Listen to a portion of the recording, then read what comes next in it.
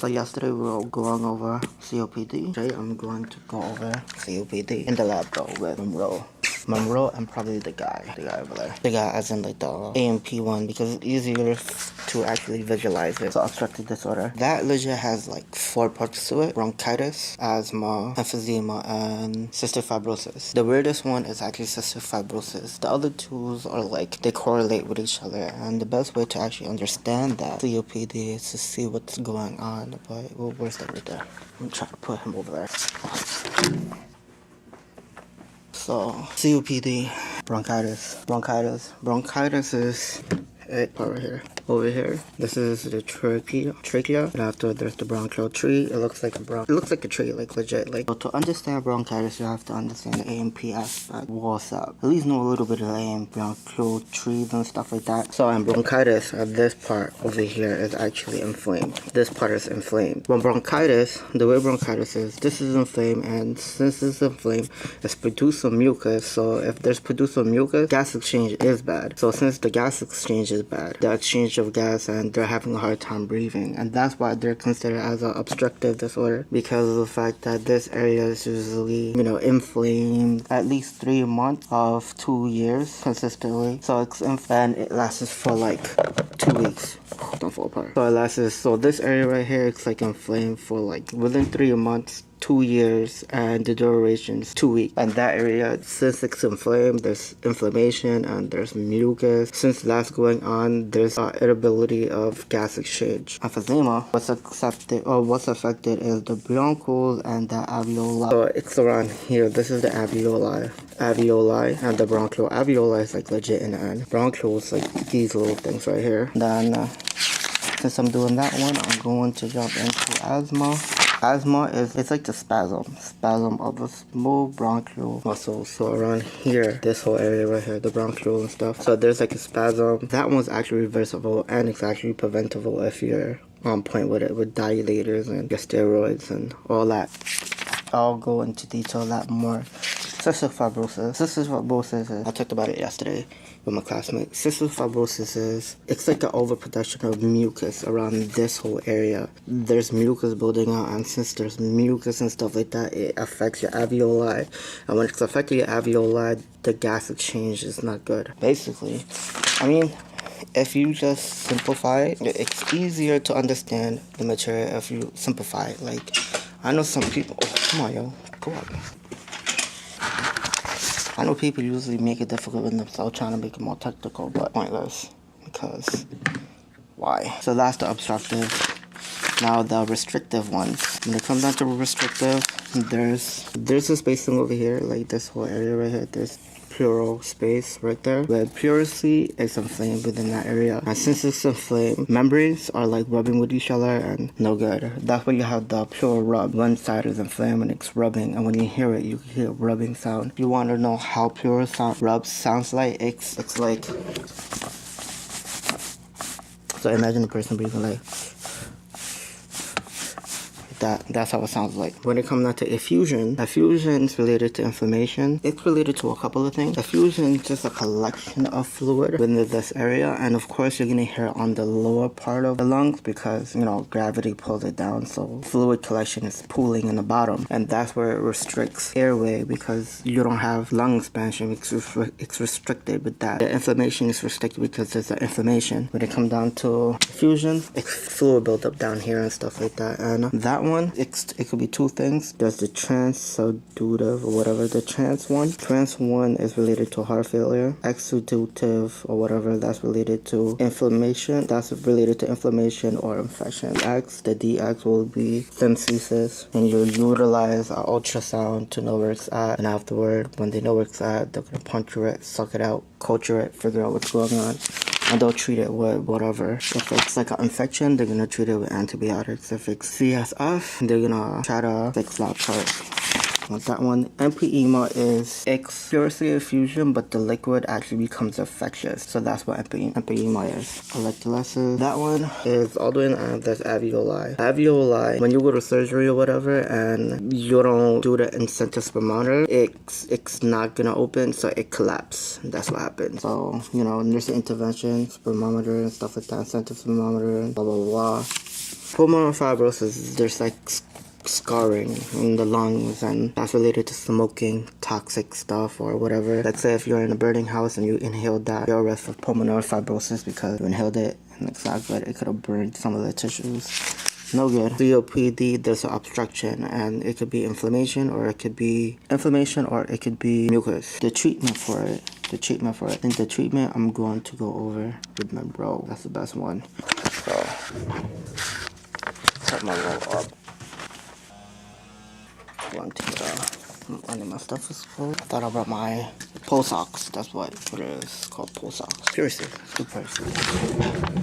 Again, the first thing you do is you knock, you introduce yourself. This is before I lift the bed. You knock, you introduce yourself, you identify your patient. The way you identify the patient is you ask them, be like, can you tell me your name? And they'll tell you your name, ask for the date, and the date, boom. You take the vital sign. First thing you do is take the vital sign. Take the vital signs or whatever. It's good to take your vital sign every shift. I know some people that skip it. You're supposed to. Take the vital sign, and by this time you already took the respiration. And as the last part of the vital sign, which is the fifth part, is you ask for pain. You ask them, do you have any pain? If they say yes, you medicate them on pain because it's important to address the problem, and pain is a problem. The patient that we have has pleurisy. Pleurisy is an inflammation of the pleural. It's an inflammation and one lung is catching. Since it's a respiratory, you're going to do a respiratory assessment. I did that yesterday, but I'm going to do it again.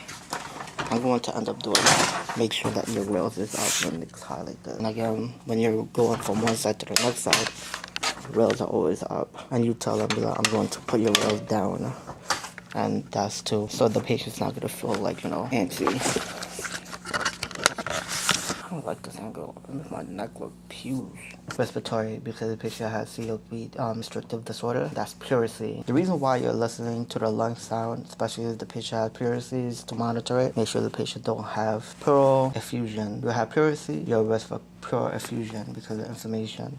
There's a buildup or fluid up in there. So again, vital sign, and the patient says, oh, I'm good. I'm going to put the O2 stat, pulse ox come out, read it. You ask them difficulty, have you having hard time breathing and stuff like that.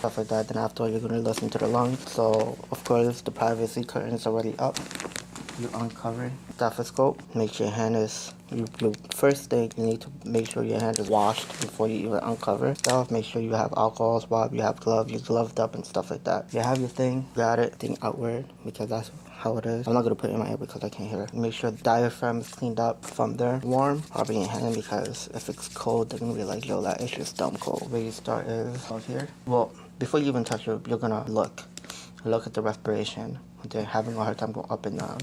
You're going to see if they're having respiratory distress. The best way to know if they're having respiratory distress is they're using their accessory muscles. This part will be tight, and over here, this will actually, you'll see it straining when they're breathing. They're having breathing problems. So you're going to listen. Part when you touch, you tell them to breathe in, out. Breathe in, out. Then afterward, you go to the other side and out.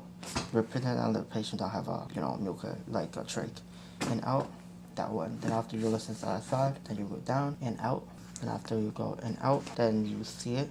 Then next, and out, then and out. What you're gonna hear is a pure rub. Pure rub, again, sounds like this. It's gonna sound like that. Full piece of it sound like that. And the reason for that is this part is inflamed, or the membranes are inflamed and it's rubbing on each other, and that's no good. And since it's inflamed, it's also producing mucus and fluid and stuff like that. So 4 here with the brush, back of your hand, left up, listen. Aside from that too, you're gonna assess under the breast. That's a good time to do the assessment, a physical assessment under the breast, because sometimes you'll actually see a yeast infection down there or skin breakdown. That's why it's important when you're dealing with a patient that they're dried up and they're good to go. Listen to that one, you document it, you interview them. Have you been having a hard time breathing? No. Are you having coughs and stuff like that? And yes. If they say that they're having SOB, you're hearing bubbly sound, rails, the patient most likely has pleural effusion. Pleural effusion is a buildup of fluid here And what they're going to do is most likely they're going to give them medication. Like, the patients are going to be anti-steroid, coming on to the fluid, stuff like that. They're going to have anti-cholinergic stuff, NSAID stuff, nerve blocking if it's really bad. Again, there's steroids that they're going to give. Then the steroids is for the inflammation. The NSAID is for the pain. Pure effusion, again, that one, that's what you're going to monitor for. You're going to see it. This is the reason why, where it's coming from. Trans heart or whatever, just like a overload of fluid. It's just pushing out whatever. The occlusive or whatever, that one is related to lung cancer, infection, or inflammation. What is it? It's a fluid production on the pleural space there. Make them on here. Pleural space. What the patient is going to have, they're going to have coughing, of course. Tachypnea. Tachypnea is going to be there because they're having a hard time breathing. Like I said yesterday, if they're having like tachypnea, they're having a hard time breathing. And the reason why they're having a hard time breathing is because they don't have space. And since you need to breathe, they're going to be breathing hard. So because they want air, so they're going to be breathing fast. That's one reason. And boom, it's going to be decreased, blah, blah, blah. Friction rub, again, like this. I don't know if you can hear that, but diagnosed stuff is an x-ray, of course. Synthesis. Thoracentesis is, they're gonna find it, they're gonna ultrasound it, find where it's at, then suck out, then they're gonna culture it. They're gonna culture it and stuff. We'll culture it, figure out what's going on, and clear the underlying, what's the underlying cause. And that, the treatment, bed rest, basically gonna be bed rest. They're gonna be in this position, helps them breathe. In the x-ray, to stop, obtain, boom, boom. Treat the underlying cause, which is why, to prevent it from happening. Emphysema is when you have a fluid here and you neglectedly did your assessment and you neglectedly address the situation, and emphysema developed, and that's what happens. Emphysema is legit, like the fluid becomes infectious. Complication of pneumonia, TB, lung abscess. Boom. What they're gonna have is a chest tube. They're gonna have a chest tube here. Cystic fibrosis. Pulmonary fibrosis is basically scarring the lungs. That's what happens when you smoke. Don't smoke. That one associated to some autoimmune disorders like lupus. Boom. Don't know why it's being caused, but it's irritation in the lungs. So smoking, viral infection, stuff like TB makes sense. TB is, it makes sense why it's TB. If you don't know what TB is, like, look it up. Radiation therapy, because you're messing up the tissue. Boom, boom, boom, boom. Signs and symptoms is shortness of breath. Why do they have shortness of breath? Because this whole area is all messed up, and since that's messed up, gas exchange isn't good. The tissue is different. It's harder. The expansion is different. Boom. Oh, 22 minutes. Cough. Yeah, so shortness of breath, crackles. Why they're gonna have crackles? Because they're having a hard time of, like, the fluid. Fluid's no good. Bearing flu-like symptoms. Fatigue is common. Reason why they're fatigued is because they don't have air coming into their system. Alveoli stuff is messed up. Lungs, like the tissue within the lungs is completely different. Scar. Clubbing fingers. Clubbing fingers is here. It becomes like, it looks like, I don't know, it's like just the fingers, and on the end it's like round. Clubbing fingers, and that's related to hypoxia because they're not getting enough air. From that point on, patients usually follow a downhill course. That's no good. Depressing. DX for that is X-ray. You're gonna have an X-ray because you want to find out what's up. CT scan. You want to find out what's up. Spirometer is to verify how bad it is. ABG. ABG may show reduced O2. ABG is on the radio. Put a needle. Then after they take the blood, then they analyze it. They'll see like your oxygen level and stuff like that. Your oxygen, CO, your bicarb level. Find out what's up. Your oxygen and your pH. Blood test for autoimmune stuff to rule out. Bronchoscopy and lung biopsy to rule out, like, inflammation, or if it's a fibrosis, is scarring. Inflammation or a scarring. Treatment, steroids. Every time when it's inflamed, it's always a steroid. That's facts. Oxygen may be used if necessary. Patient will receive flu or vaccine. Why? Because their lungs are already messed up. So you want to prevent that. That's like a prophylaxis. Make sure that they're not gonna get all messed up more. Atelexis. I have a hard time pronouncing most of these words. That one is collapsed alveoli. Down there in the ends. This alveoli. Alveoli is legit where gas exchange happens. So if your alveoli is all messed up, it's a wrap. You assist for alveoli. You assist for monitor lung sounds, friction rub, decrease sound, of course, because pain level. Pain is number one thing. You figure out what's up. If they're in pain, they're gonna have a hard time breathing. Their vital signs gonna be all messed up. So you don't want to put them in distress. You're gonna monitor for white blood cells, figure out if it's inflammation or whatever. This is just generalized assessment. And temperature for inflammation. I'm telling a lot. It's 20 something minutes. I don't think I'm going to do obstructive. I think I'll do obstructive tomorrow. Facts. I could do it. I could do it Monday. I could do Monday. COPD. I could do COPD on Monday. And then, because I have a 2-part of this exam, I could do, where is that? The upper disorder, nosebleed, and stuff like that.